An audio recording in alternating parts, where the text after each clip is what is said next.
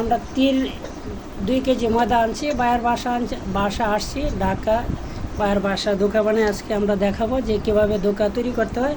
এই ধোকাটারে পানি দিয়ে আগে বলছি, এটাকে আমরা প্রসেস করব, এর পরবর্তীতে আমরা দেখাবো। এই পর্যায়ে আমরা ধোকা শেষের দিক দিয়ে নিয়ে আসছি, প্রায় কমপ্লিটের দিক দিয়ে, বাকি অংশ আমরা কেটে পরবর্তীতে দেখাবো।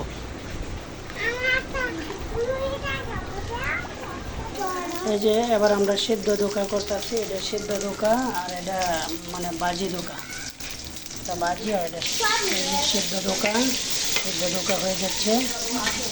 এটা হলো বাজি ধোকা আর এটা হলো সিদ্ধ ধোকা, 2 কোয়ালিটির ধোকা হবে। বাজির জল দিয়ে বাঁচতেছি, এটা ছিঁড়ে দিয়েছি, এরপর আমরা তরকারি রান্না করবো। যে ধোকা বানানোর বাকি যে আইটেমগুলো লাগবে আমাদের, এই যে সবগুলো আইটেম, টমেটো, আলু, ধোকা ভাজিয়া রাখলাম, পরে সিদ্ধ ধোকাও আছে আলাদা। এই যে আমাদের সিদ্ধ ধোকা, বিভিন্ন প্রকার মশলা দিয়েছি, তেজপাতা, নিরামিষের জন্য যত আইটেম লাগে সম্পূর্ণ আমরা নিরামিষ পদ্ধতিতে রান্না করতেছি। এবং কাঁচামরিচ দিয়েছি, কাঁচামরিচ, আলুগুলো ছেড়ে দিব, আলুগুলো হাফ সিদ্ধ হইলেও পরবর্তীতে আমরা টমেটো দিব। আলুগুলো প্রায় হাফ সিদ্ধ হয়েছে, হাফ সিদ্ধর পরে আমাদের টমেটো দিতেছি। এবার টমেটোগুলো দিলাম, টমেটোগুলো দেওয়ার পরবর্তীতে আমরা প্রায় 5 থেকে 7 মিনিট রেখে দেবো, দেখে টমেটোগুলো গলে সসের মতো হয়ে যাবে। আমরা এই কাশ্মীরিটা মানে একটু ঘন রাখবো, এর জন্য জল পরিমাণ মতো দিচ্ছি। এই যে এটুকু জল দিয়েছি, যে পরিমাণে জল রাখলাম। এই যে আমরা সিদ্ধ ধোকা নামায় নিয়ে আইছি, এখন এগুলো প্রসেস করব। কষানো প্রায় শেষের দিকে, কেন আমরা বিভিন্ন প্রকার মশলা দিব। যেহেতু আমরা জালটা পছন্দ কম করি, তাহলে মরিচের গুঁড়ো অল্প পরিমাণে কাটার পরে প্রসেস করছি। এই যে ছোটো ছোটো সাইজ বানাইলাম সবগুলোরে। এটি হলো সিদ্ধ ধোকা, ছোটো ছোটো সাইজ বানাইছি। এটা পরবর্তীতে আমরা ভাজবো, না ভাজিয়েও দেওয়া যাবে।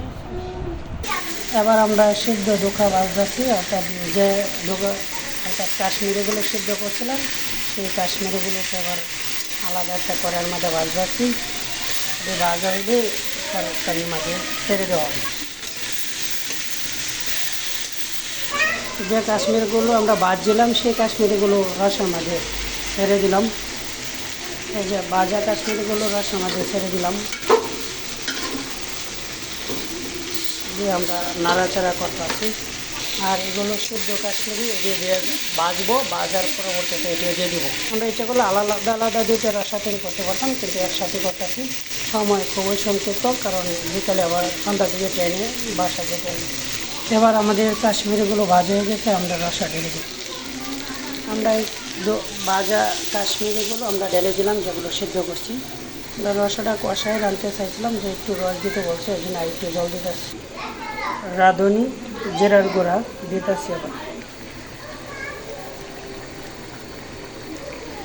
আবার আমরা গরম মশলার গুঁড়া দিতেছি।